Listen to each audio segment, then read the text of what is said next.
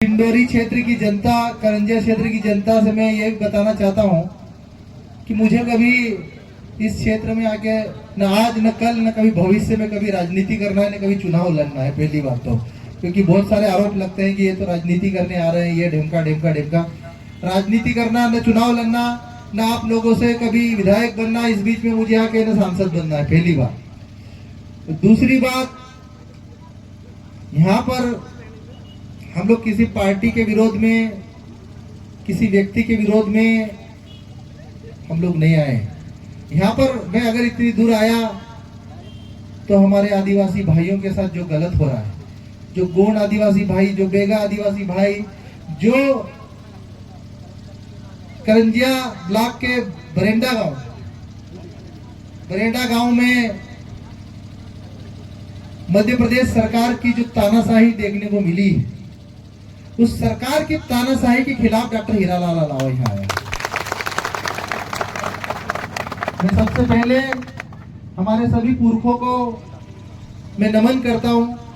हमारे क्रांतिकारी वीर गुंडाधुर, हमारे क्रांतिकारी धरती आबा बिरसा मुंडा, कंटिया भील, रानी दुर्गावती, शंकर शाह, रघुनाथ शाह, सभी क्रांतिकारियों को मैं नमन करता हूँ। मैं यहाँ क्षेत्र की जो जनता जनार्दन, जिनके दिल में आज भी आदिवासियों के लिए जो पीड़ा है, दर्द है, उनके समर्थन में खड़े होने का साहस है, आप सभी को भी मैं नमन करता हूँ, तहे दिल से आपको प्रणाम करता हूँ।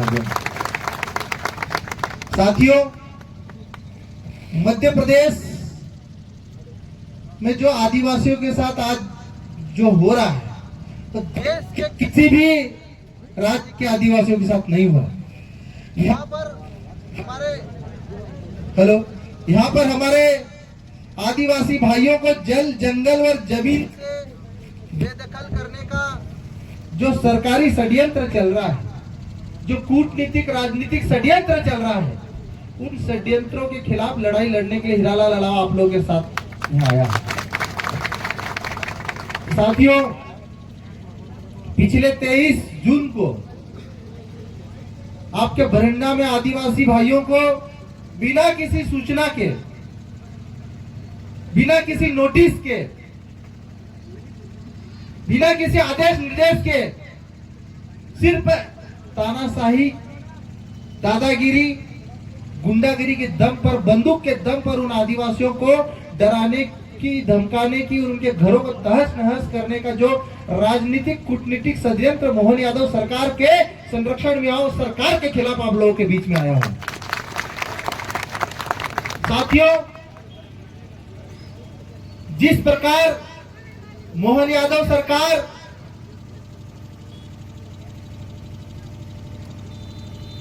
हमारे आदिवासी भाइयों को जंगलों से बेदखल करने के लिए जो षड्यंत्र कर रही है, पर ये षड्यंत्र सिर्फ डिंडोरी के करंजिया ब्लॉक में नहीं मेरे भाइयों, इस षड्यंत्र पूरे मध्य प्रदेश के जो अनुसूची 5 वाले एरिया है, जो शेड्यूल्ड एरिया है, जहां जहां आदिवासियों की संख्या ज्यादा है, वहां हर जगह पर ये भारतीय जनता पार्टी की सरकार षड्यंत्र कर रही है। कहीं पर बांध परियोजनाओं के नाम पर आदिवासियों गांवों को उजाड़ा जा रहा है, कहीं पर टाइगर रिजर्व के नाम पर आदिवासी गांवों को उजाड़ा जा रहा है, कहीं पर वन्य जीव अभयारण्य के नाम पर आदिवासी गांवों को उजाड़ा जा रहा है, कहीं पर माइनिंग खनन के नाम पर आदिवासी गांवों को उजाड़ा जा रहा है। पर सबसे बड़ी दुख की बात है कि इस प्रदेश और इस देश की सरकार, जो भारतीय जनता पार्टी की सरकार, केंद्र में मोदी की सरकार, यहाँ पर मोहन यादव की सरकार जंगली सुअरों को पालने के नाम पे आदिवासी घरों को उजाड़ रही है। ये भेड़ियों को पालने के नाम पर आदिवासी घरों को उजाड़ रही है, सांपों को पालने के नाम पर आदिवासी घरों को तोड़ रही है, जंगली जानवरों के नाम पर आदिवासी घरों को उजाड़ने का काम कर रही है। ऐसी संवेदनहीन सरकार के नेताओं के खिलाफ डॉक्टर हीरालाल अलावा यहाँ आया है। पिछले दिनों 23 जून को जिस प्रकार आपके बरंडा में आदिवासी घरों को बिना किसी नोटिस से घरों को तोड़ा, सेम मोहन यादव सरकार ने खातेगांव कन्नौज के पास खिवनी में 40 आदिवासी घरों को तोड़ा और उनको भी बिना नोटिस के उन्होंने तोड़ा। ये पूरा मिल के सरकार कूटनीतिक षड्यंत्र कर रही है। वहां पे भी सुबह 7 बजे इनके बुलडोजर पहुंचे। आज हम बरिंडा गांव गए थे। सरकार एक तरफ कह रही कि अवैध अतिक्रमणकारी, हमने हमारी पूरी जैश योद्धाओं की टीम ने एक एक परिवार से हम लोग मिले। अभी कई बुजुर्ग जो बेगा कम्युनिटी की जो संरक्षित जनजाति है उनके हमारे मंच पंडाल में उपस्थित, उनसे बात की। उन्होंने कहा कि हमारे तीसरी पीढ़ी के लोग, चौथी पीढ़ी के लोग यहाँ पर निवास कर रहे हैं। मैं कहता हूं मोहन यादव सरकार से, ये आपका कलेक्टर झूठा है, ये आपका एसडीएम झूठा है, आपका डीएफओ झूठा है। बिना किसी जांच के, बिना किसी नोटिस के इन्होंने आदिवासियों के घर तोड़े, आदिवासी महिलाओं को मारा, आदिवासी बच्चों को मारा, पुरुषों को मारा। इनके ऊपर ST/SC एक्ट में तो एफआईआर होनी चाहिए, साथ में ऐसी धाराओं में एफआईआर होना चाहिए कि पूरा जीवन इनका जेल में निकलना चाहिए। और मैं आप सभी डिंडोरी वासियों से और यहाँ के आदिवासियों से मैं कहना चाहता हूँ, भाइयों अगर इस लड़ाई में अगर अब तुम पार्टी लेके चलोगे कि ये पार्टी वो पार्टी, तो आप लोगों को जमीन में गाड़ देंगे ये सरकार। इसलिए पार्टी से ऊपर उठो, समाज की लड़ाई है और समाज जिंदा रहेगा तो ये आदिवासी जिंदा रहेगा।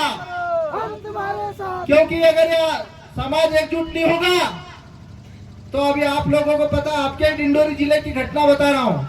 4-5 ऐसे गरीब आदिवासी जिनके पास बीपीएल के कार्ड है और यहाँ के जमीन माफियाओं ने 1000 एकड़ उनके नाम पे जमीन खरीद ली।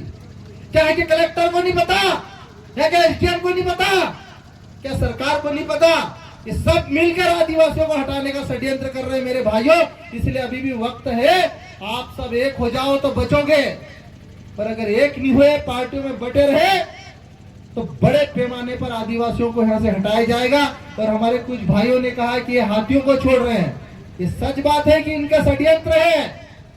टोली की टोली में हाथियों को छोड़ रहे ताकि हाथियों के डर से आदिवासी भाग जाए। थोड़े दिन बाद आपको आपके जंगलों में, आसपास के गांव में शेरों चीतों को छोड़ेंगे। थोड़े दिन बाद आपके घरों के आसपास सांप छोड़ेंगे। ये आपको डराना चाहते हैं, आपको धमकाना चाहते हैं। लेकिन मैं आप लोगों को मैं भरोसा और विश्वास दिलाना चाहता हूं, आप लोगों की रगों के अंदर बिरसा मुंडा का खून है, टंट्या भील का खून है। आप लोगों ने 200 सालों के शासन में अंग्रेजों की गुलामी स्वीकार नहीं करी। आपके अंदर उन पुरखों का खून है, इसलिए डरने की जरूरत नहीं है, बस हमें लड़ने की जरूरत है। और कभी भी ये बोलते हैं कि ये जमीन हमारी, ये सरकारी जमीन है। मैं आप लोगों को बताना चाहता हूं कि जब भारत का संविधान नहीं बना था, देश आजाद नहीं हुआ था, उससे पहले भी आदिवासी इन जंगलों में निवास करते थे। संविधान बनने के बाद कानून बने, संविधान बनने के बाद नियम बने, लेकिन आदिवासी तो इस धरती पर हजारों सालों से रह रहे। तो तुम आदिवासियों के जंगलों पे कब्जा करने वाले कौन होते?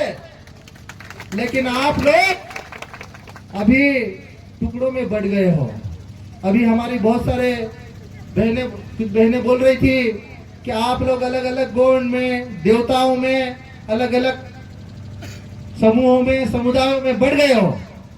मैं आप लोगों को कहना चाहता हूं, अगर आप लोग एक नहीं हुए, टुकड़ों में बटे रहे, तो मध्य प्रदेश की सरकार, भारतीय जनता पार्टी की सरकार अगले 5 सालों में मध्य प्रदेश के 2000 से ज्यादा आदिवासी गांवों को खदेड़ने वाली, हटाने वाली परियोजनाओं के नाम पर, बांध परियोजनाओं के नाम पर, चाहे अलग अलग प्रोजेक्टों के नाम पर लगभग 2000 आदिवासी गांवों को हटाने जा रहे।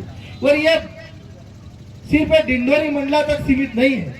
धार, जाबुआ, बड़वानी, खरगोन से लेकर प्रदेश के प्रत्येक जिले के आदिवासियों से उनकी जमीन छीनने की कोशिश कर रही है। लेकिन आप लोगों को मैं भरोसा और विश्वास दिला रहा हूं कि डॉक्टर हीरा लाल जब तक जिंदा है, खून का कतरा कतरा कुर्बान करूंगा, लेकिन आप लोगों से लड़ाई संघर्ष करो, हम तुम्हारे साथ हैं, संघर्ष करो, हम तुम्हारे साथ हैं। साथियों, ये जो बरेंडा गांव में जिन अधिकारियों ने आदिवासी महिलाओं के ऊपर बर्बरता करी, जिन अधिकारियों ने, चाहे एसपी हो, कलेक्टर हो, एसडीएम हो, चाहे टीआई हो, सबके ऊपर एफआईआर होना चाहिए।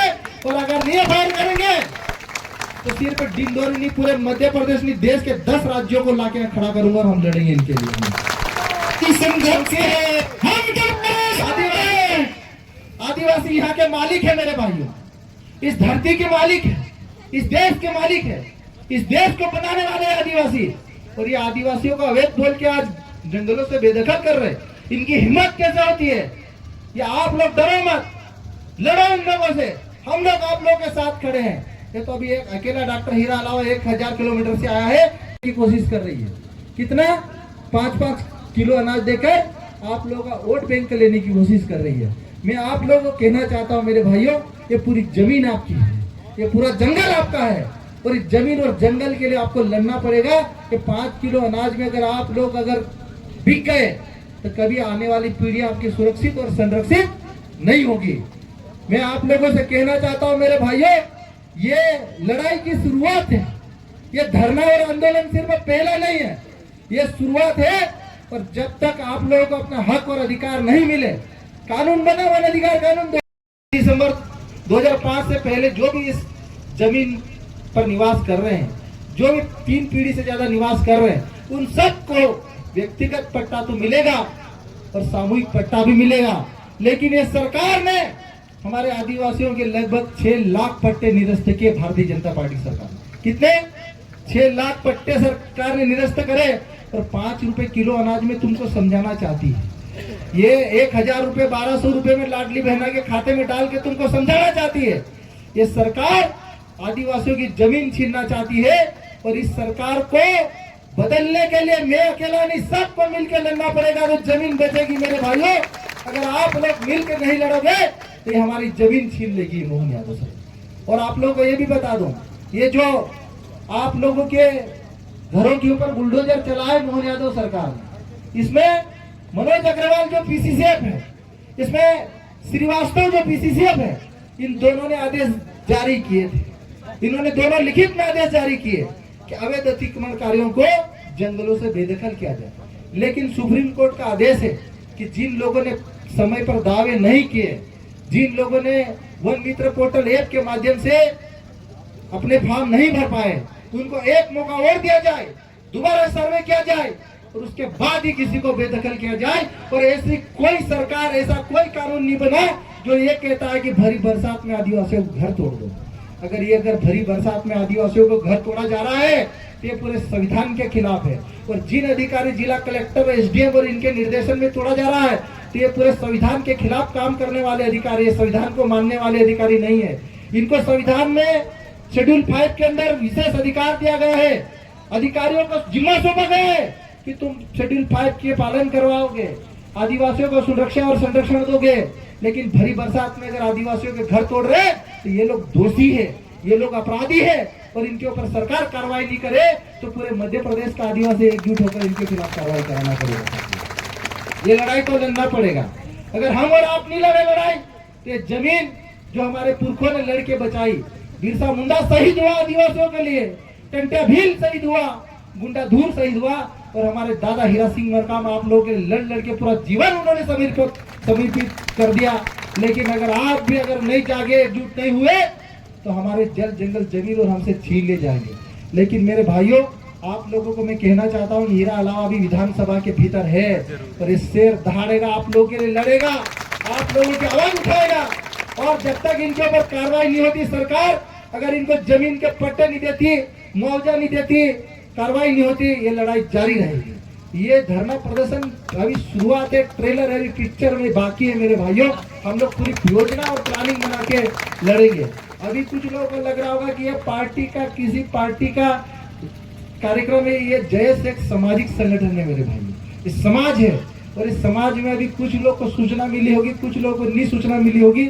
लेकिन अगली बार जब धरना प्रदर्शन करेंगे तो 10 राज्य के आदिवासी आएंगे, ये भी मैं बता देना चाहता हूँ मेरे भाई। आप सभी को जय जोहार, जय आदिवासी जिंदाबाद।